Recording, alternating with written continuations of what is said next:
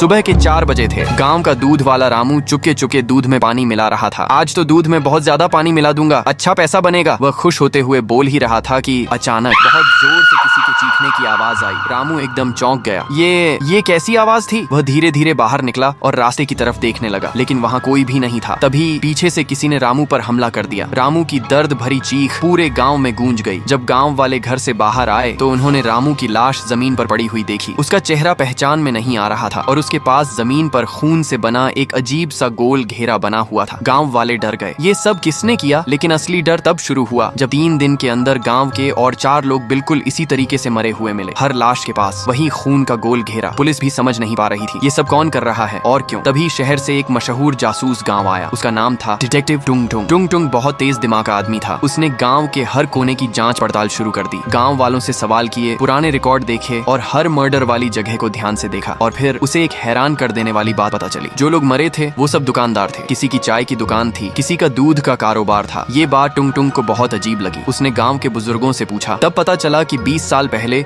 इस गांव में एक बड़ा व्यापारी आया था। उसका नाम था राय स्टार। राय स्टार हर काम में माहिर था। उसकी चाय की दुकान भी थी जहाँ गाँव के लोग आते थे और वह एक बड़ी दूध फैक्ट्री का मालिक भी था। लेकिन एक दिन उसकी दुकान की चाय पीने के बाद कई लोग बीमार पड़ गए। गाँव वाले गुस्से में आ गए और बिना सच जाने राय स्टार को पकड़ लिया। उन्होंने जबरदस्ती उसे उसका ही दूध पिला पिलाकर मार दिया। टुंग टुंग को लगने लगा शायद राय स्टार का कोई रिश्तेदार गांव वालों से बदला ले रहा है। उसी शाम टुंग टुंग राय स्टार की पुरानी फैक्ट्री पहुंचा। वहां देर तक जांच करने के बाद उसे एक बड़ा सच पता चला। राय स्टार का एक छोटा बेटा भी था जिसका नाम था चुन्नू। जब गांव वालों ने उसके बाप को मारा तब चुन्नू वहीं खड़ा सब देख रहा था। उसे पता था उसके पापा ऐसा कभी नहीं कर सकते। उसी शाम जब चुन्नू घर जा रहा था तब उसे एक घर से हंसी की आवाज सुनाई दी। वह चुपके से अंदर झांकने लगा। अंदर कुछ लोग बात कर रहे थे। एक आदमी हंसकर बोला, देखा मेरा प्लान, मैंने ही राय स्टार की चाय में जहर मिलाया था। चुन्नू ये सब सुन ही रहा था कि तभी उनमें से एक आदमी ने उसे देख लिया। अब चुन्नू के पीछे भागने लगे। चुन्नू भागता हुआ जंगल में घुस गया। ये देखकर वो लोग रुक गए। एक आदमी बोला, जाने दो, उस जंगल में बहुत खतरनाक जानवर रहते हैं, वो बच नहीं पाएगा। और वो सब वहाँ से चले गए। ये सब सोचकर टुंग टुंग के चेहरे पर एक अजीब सी मुस्कान आ गई। अब मुझे सब समझ आ गया। उस शाम टुंग टुंग ने गाँव के सभी लोगों को गाँव के बीच बुलाया। सब लोग जमा हो गए। टुंग टुंग बोला, मुझे पता चल गया है असली कातिल कौन है। सब लोग चौंक गए। कौन है वो? क्या वो हमारे बीच ही है? टुंग टुंग धीरे से बोला, हाँ, वो कातिल अभी हमारे बीच ही खड़ा है। सब लोग घबरा गए। तब टुंग टुंग ने धीरे से कहा, वो कातिल मैं ही हूँ। ये सुनते ही सब लोग हैरान रह गए। टुंग टुंग की आंखों में आंसू आ गए। वो जोर से चिल्लाया, तुम लोगों ने मुझसे मेरा बाप छीन लिया, मेरा बचपन छीन लिया। तुम्हारी वजह से मुझे जंगल में भूखा रहना पड़ा, अपनी असली पहचान छुपानी पड़ी, सिर्फ तुम सबसे बदला लेने के लिए। फिर टुंग टुंग ने धीरे से ताली बजाई और गांव के पास के जंगल से खूंखार जानवर बाहर निकल आए। लोग चिल्लाने लगे, भागने लगे, लेकिन जानवरों ने उन्हें चारों तरफ से घेर लिया। कुछ ही देर में गांव में लाशों के ढेर लग गए और उन सब लाशों के बीच टुंग टुंग खड़ा था और वो जोर जोर से हंस रहा था।